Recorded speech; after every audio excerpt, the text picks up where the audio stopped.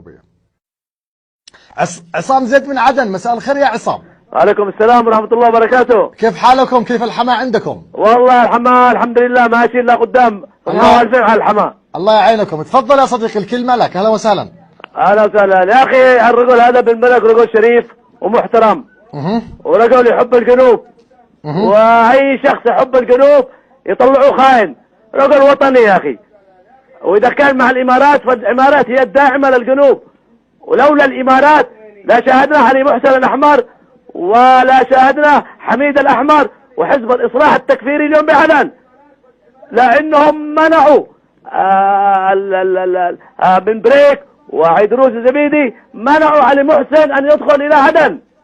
فلهذا أصحاب حزب الإصلاح، هذا الحزب الخبيث التكفيري، هو من يزرع الفتن ويتهم بن بريك. طيب يا عصام، بأنه ايوه احنا الجنوبيين نحن مع الامارات، لان لولا الامارات والله الى اليوم علي محسن يدعسنا. والرجل يقول محاشق حقه ملكه. علي محسن في لحظه يقول انه محاشق ملكه حقه، يعني اقطاعيات.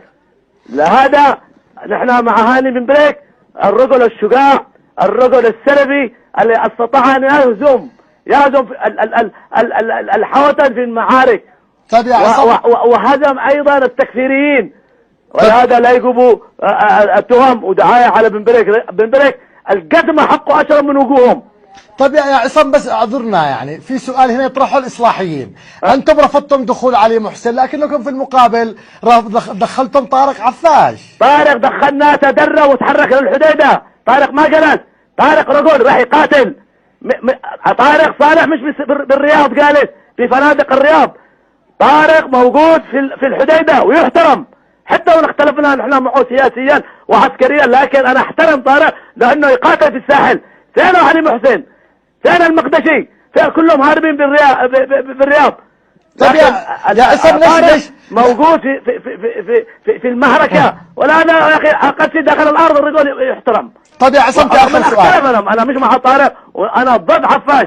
اوكي يا عصام، كاخر سؤال، اعذرنا على المقاطعه.